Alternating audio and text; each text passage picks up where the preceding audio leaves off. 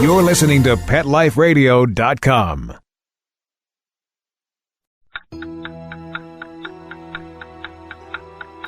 It's 11 o'clock at night.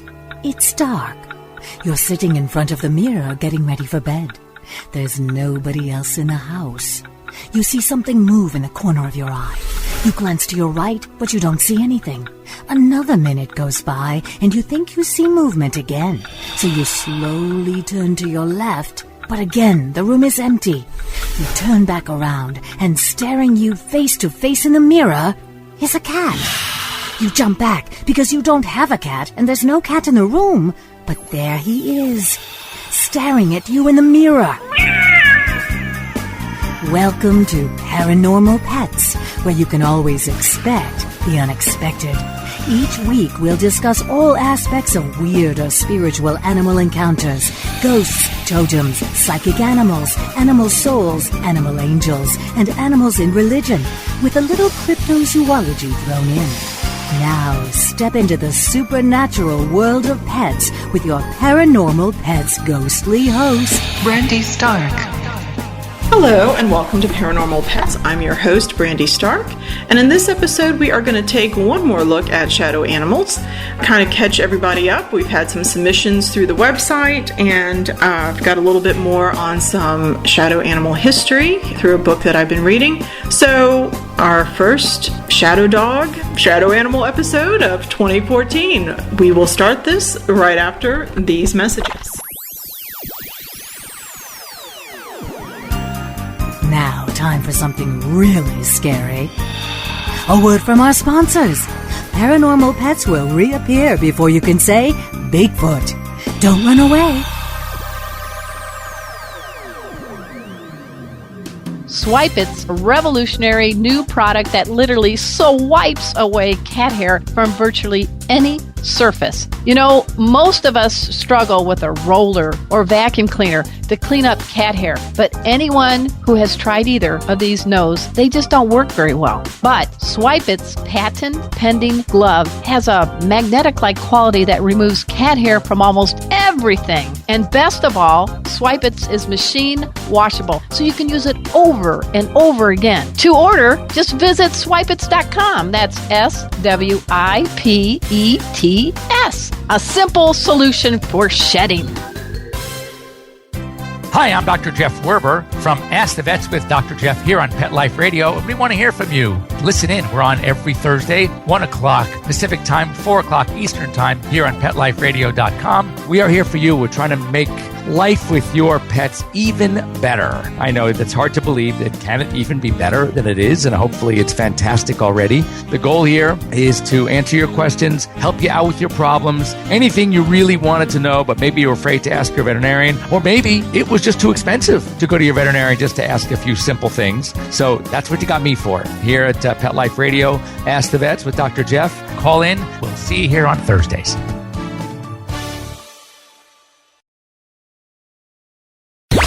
Let's talk pets. Let's talk pets On Pet Life Radio. Pet Life Radio. PetLifeRadio.com.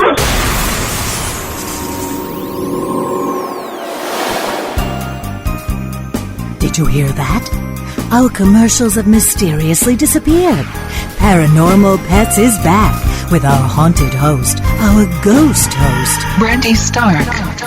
And welcome back to Shadow Animals. I'm your host, Brandy Stark, and we are going to be looking at some shadow dogs. Now, the first part is a little bit of history that comes from a book called Your Psychic Pet, Developing Psychic Communications with Your Pet by Richard Webster, copyright 2003. He's got some very interesting stories and a chapter on some ghost lore, so I'm just going to read a little excerpt on black dogs in Britain, but it might actually tie into some of the phenomena that we have reported here in America. This starts on page 131. There are many accounts of ghostly black dogs in Britain. They are often found at places related to death, such as graveyards and places where murders have been committed. They are also commonly found at crossroads, which were traditionally burial places of executed criminals and people who had committed suicide. This is because it was believed that the ghosts of these people would be less likely to find their way home if buried at crossroads. I originally thought that dogs were all called shuck, as shuck comes from the Anglo-Saxon word suka, meaning demon, However, they are known by many different names depending on what part of the country they are found in. For instance, in Lancashire, they are called Trash, in Norfolk, Shuck, and in Yorkshire, Barghest. Usually these dogs mean no harm and have been known to escort solitary women on their way home. However, there are some accounts that can be harbingers of death. It is possible that these ghostly black dogs are the origin of the old saying, "He has a black dog on his back," indicating someone who is depressed. In 1927, on the Isle of Man, a black dog with long, shaggy hair and eyes like coals of fire met a man on his way home and refused to let him pass. This man's father died shortly afterward. These mysterious black dogs appear at night, usually in quiet country areas, stay for a short period of time, and then disappear. Many people have become aware of their presence after feeling the dog's hot breath on their necks. Still others have heard these dogs howl. Harry Mackle saw one of these dogs while living in Staffordshire in 1968. "I was walking home at dusk and saw a black shape 100 yards ahead of me," he said. "I couldn't tell what it was at first. As we approached each other, I saw that it was a padfoot, the name for such dogs in that part of the country. It was large, perhaps 4 feet high, and it had a shaggy coat. What I noticed most were his eyes. I couldn't tell you what color they were, but they seemed to glow, red one moment and green the next. I moved to the left-hand side of the lane to let it pass. I wasn't scared, as I didn't realize who it was until later. He seemed to nod at me as he passed. In that instant, I knew who it was. I turned to have another look, and he had completely disappeared. 1 second, I could have touched him, and the next he completely disappeared." My friend Stefan Dardick told me an interesting account of a ghostly horse. Many years ago, when he was a college student, Stefan enjoyed spending time in the desert area surrounding Santa Fe, New Mexico. One of his favorite places was a private ranch, often referred to as San Cristobal Ranch.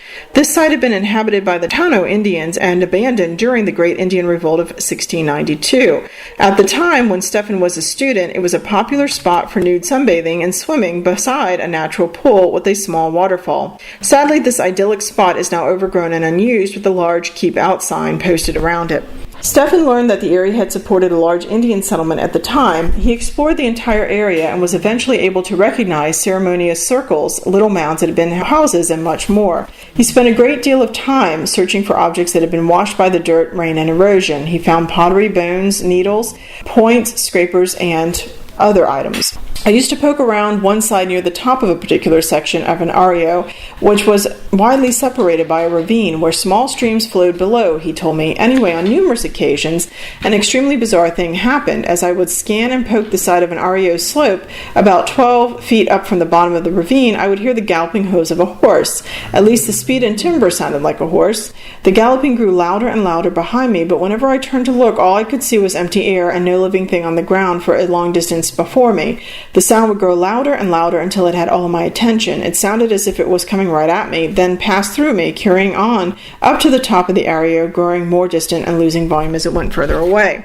Sometimes this would happen as many as 3 times while I was spending hours there. Sometimes it occurred only once, and other times not at all. I can only tell you that you would have to be there to experience it. It felt so strange to have it come directly at you. It sounded nothing like an echo, and I did not seek to find a natural explanation. I spent a great deal of time in this area, and it did not seem to have echo properties. I don't discount the possibility that the area might have had some strange acoustic properties. There are petroglyphs in the area that depict horses with enemy warriors riding them. I also found a small piece of pottery in the area depicting a running horse. I filed this case under very strange. Now, there's a reason why I'm reading the ghost horse part to you, because there are times where ghostly horses and ghostly dogs manifest. There are many accounts of ghostly horses that nightly roam across Europe, usually but not always with the rider. People are used to the sounds of their spectral hooves, the shouts of the riders, the braying of hounds that often accompany them. They are frequently referred to as Hackenberg, after a German knight called Hacklenberg. On his deathbed, he is said to have told the officiating priest that he had no interest in heaven because his only love was hunting. The priest was angry at hearing this and told him, in that case you can hunt till doomsday. A popular legend in Devon, England concerns the ghost of Lady Howard, who travels around the countryside in a black coach drawn by black horses. The coach is driven by a headless coachman, and a black hound usually runs ahead. Lady Howard's task is to pick up the people who are destined to die.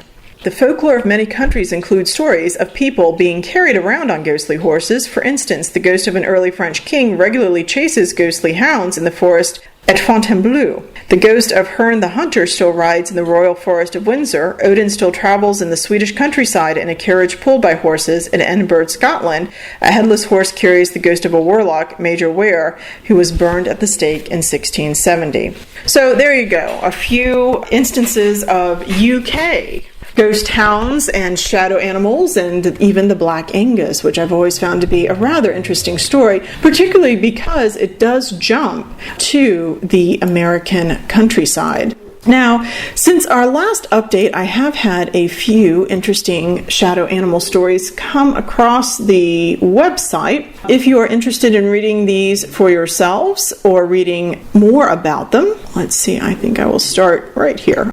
You are welcome to do so. The website is http://shadowanimals.homestead.com/canine.html. I have tested this. If you go to Google and type in shadow animals plus paranormal, I believe the shadow animal site is the first one to come up. Do be aware that I have worked on the site a little bit, separating stories into categories. I've tried to separate them into canine, feline, rodents, other, and then I've been getting some stories of white shadow animals, and so I've been trying to kind of group those together as well. They're kind of sometimes listed in two places, but I'm not quite sure what to make of the white shadow animals as of yet. They seem to have the characteristics of the black shadow animals with the exception of color. So if you have any ideas, feel free to let me know. But these are a few of the stories that have come in. And this one I find very interesting. This is titled Haunted Cabin and Peacock Tail Canine. I found your site doing some research for one of my daughters. She and her stepmom have seen the shadow animal, but there isn't a description that I can find that matches this animal. She describes it as a big dog with a peacock-shaped tail. Her dad has a small trailer on land that they just acquired for cheap, and we're beginning to suspect why it's badly haunted. My daughter is getting ready to do a cleansing with sage and lavender. It's at this location that she and her stepmom took a walk down this road. They saw the shadow animal, as I've described above, off in the woods. They've also heard growling while back at the trailer. They have no animals at that location, no dogs certainly. At home they have cats and no dogs. The location is at the Smith Mountain Lake in Virginia. I'm trying to find some information about murders in that area or other hauntings reported, but no such luck as of yet. We're not sure if the shadow animal is related to the hauntings at the trailer or not. The two hauntings that they know for sure are there are a little girl of about 5 and a man that my daughter has heard saying, "Oh, shoot, help me," groaning as if in extreme pain, him walking slowly down the hallway, feelings of being watched. There's a spot down at the dock that has a bad feeling attached as well, as my daughter refuses to go to the water in that location. The shore drops straight off about 25 feet of water at that location. She associates it with the little girl and feels very strongly that the little girl, something very bad happened to her. The man either was ill or had been murdered in what she says it feels like. As I said, they're going to smudge with sage and lavender and then see what goes on. She is convinced that there are many more spirits there than they are actually aware of. There's one room she cannot go in. She said it fills her with panic and her heart beats fast. She feels like she needs to hide, like she's going to have a panic attack, all kinds of not nice feelings. If you have any information, please let me know, and you can post this. Feel free to identify me as Barbara.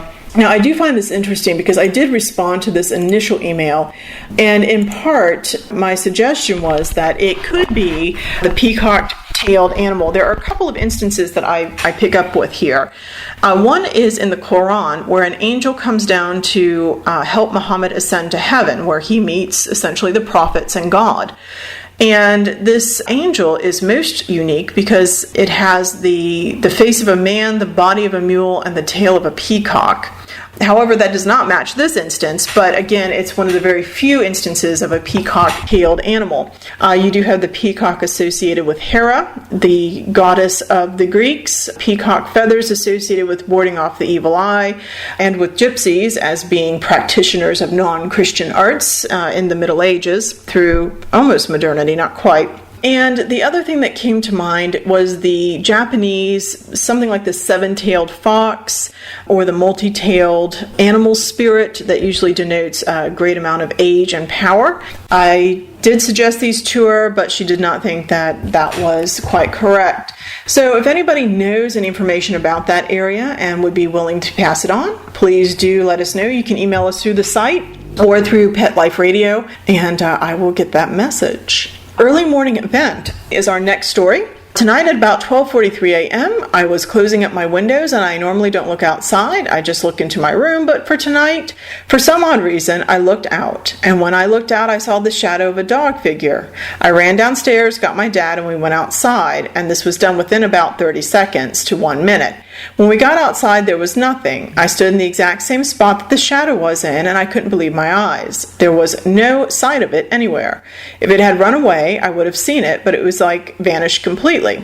I made my dad stay outside, and I ran back up to my room and looked out the window to make sure it wasn't anything just on the ground, which I was hoping it was, but I was wrong. It was a shadow. I'm convinced it was a shadow of a medium-sized dog.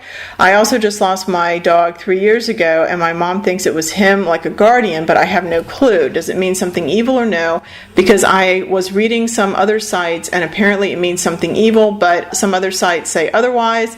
I have never experienced anything like this before, and it has totally creeped me out. Any answers? And of course, again, I have also found paralleling stories of dog ghosts representing both protectors and warding off evil, as well as being emissaries for the dead. So again, a hard call. This happened some odd years ago. It's just titled Shadow Dog. I was outside with my sister's black lab. I saw a black dog shape in the corner of my eye. I turned toward it and it was gone. I just assumed it was the lab. But when I called for him, he came running from the opposite direction. I initially thought perhaps it was my dog who was recently deceased, but I'm not sure. Perhaps it was a shadow animal, whatever a shadow animal truly is.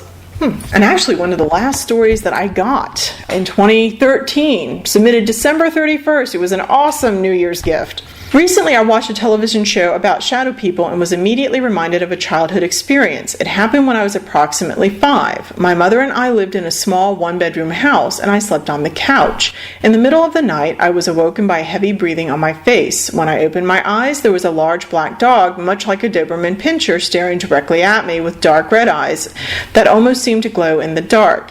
It was only 6 inches from my face, and it growled, showing me its teeth when I opened my eyes. Rather than being overcome with fear, as I probably would be today, I simply reached up and began petting its head. It stopped growling and stood there staring at me for another 5 minutes as I continued to pet it. Then it laid down on the floor next to me, and I continued to pet it for another hour until I fell asleep again. In the morning, I asked my mom what happened to the dog that was here the night before, and she told me there was no dog. It never came back to visit me again, but I've always vividly remembered the details of what happened. I am 100% sure I was awake, and I am 100% unsure why I was not afraid. And I find that interesting because admittedly, a large dog baring its teeth with red eyes staring at me in the middle of the night, I would be afraid. However, like this individual, my very first paranormal experience was when my grandmother passed on. Take it as you will. Maybe it was a hallucination on my part, but I don't think so. Because in the middle of the night, I was awakened by this sense of complete and utter peace. I mean, it was very much opposite of what I expected. So perhaps this is something similar. I have never met another person who has had another similar experience. Finding this website validates for me what happened. I now know there are other people out there who have also at least seen shadow dogs. I don't know what the visit was supposed to mean, if anything, but I'm more than happy to share my experience. So, kind of an interesting mixture of animal experiences that have kind of come in here. Since we're on the topic, let's see, I wanted to double check white shadow animals. Now again, I just don't know what to make of these, but this one does have a dog that's involved in it, so I'll share this one and then we will continue to move forward in our discussion on animals and animal ghost stories. This was submitted December 7th, 2013. Although our previous little visitor seems to have disappeared, we may have had another guest recently. Here's the story. For a few days, I was noticing a fleeting sight of something white, like a flicker, but definitely white, and it had substance. It wasn't a mist. This went typically in the evening in the same location as our previous shadow animal. Taft appeared as a black cat scurrying down the hallway. I didn't share the sightings with anyone. A few days later, my daughter was in her bedroom with the door open, applying her makeup as she was leaning over the sink and looking into the mirror. Our dog Kaya, a husky, was on her way up the stairs that lead to her bathroom. Suddenly, I was a witness to this. She stopped dead in her tracks and with great speed and heavy pounding footsteps bolted down the stairs. That day and the very next day, Kaya would not come close to my daughter. Initially, my daughter was resigned maybe that a quick movement may have frightened our dog. That night, Kaya would not come near my daughter and seemed terrified of her, barking at her and cowering away from her. Our dog was obviously terrified. I suddenly thought of the little white sightings. I told my daughter and she said she had been experiencing the same thing over the same few days. I told her one must have attached themselves to her and that's why the dog fears her so. That night my daughter told the spirit, which never causes any ill feelings to either of us, that we were all safe and peaceful people. She told it to please leave as we were a nice family and really didn't care for any visitors. The next morning the dog ran right to my daughter's room and was as playful as ever. There have been no sightings since. So kind of an interesting little side story there. Okay, so shadow animals, yes or no? What are they? Why do they appear? Unfortunately, despite everything else, they remain just as enigmatic as ever. But it's still kind of fun to compile these stories and see really where it goes. All right, we have just a couple of minutes, so I thought since we were on the topic of psychic pets and communication with pets, we might check out a couple of potential tests that you can do to work with the psychic communication between owner and canine. All right, and again, there are multiple tests. I'm just going to give a couple of short ones. If anybody does try these and they work or they don't work, I'd love to hear your experiences. The first one is, again, from Your Psychic Pet by Richard Webster, Time for a Walk Test. This is another test in telepathy. Sit down somewhere, and as you can hear, my pugs are thrilled with this. Sit down somewhere in a different room to your dog. Close your eyes and think about taking your dog for a walk. Picture yourself making the usual preparations, then stepping out of the house and starting the walk. Visualize your dog and what he or she would normally be doing at the start of the walk. It is likely that your dog will be standing excitedly in front of you, ready for a walk before you have finished thinking about it. Of course, this test should be done at a time when you do not normally go for a walk. Reward your dog by taking him or her for a walk. This test can also be done for anything else your dog likes to do. It also works in reverse. Whenever I thought about giving our dog a bath, he would disappear. See bath time test. And I have to say, this is not necessarily psychic. I started washing my pugs for the new year, and I will be darned if Achilles is not a bath time pug. He completely vanished. I had to find him, but it's just amazing how they do that, isn't it? A side visit test. While taking your dog for a walk, think about a place on the route that you would like to visit. It needs to be somewhere that you do not stop regularly. If your walk takes you past a friend's house, for instance, think about how nice it would be to visit him or her. See if your dog leads the way into your friend's home without any verbal or physical cues from you. And the last one, what would you like to do test. This is a more advanced test. Sit down quietly somewhere, close your eyes, and send your dog a psychic message asking what he or she would like to do.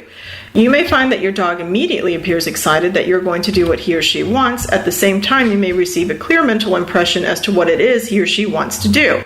If the mental impression does not come through, follow your pet and see if that provides enough clues for you to carry out the desired response. Bruce, our Labrador, usually wanted to go out in the car. Sometimes he would ask for a game with his ball.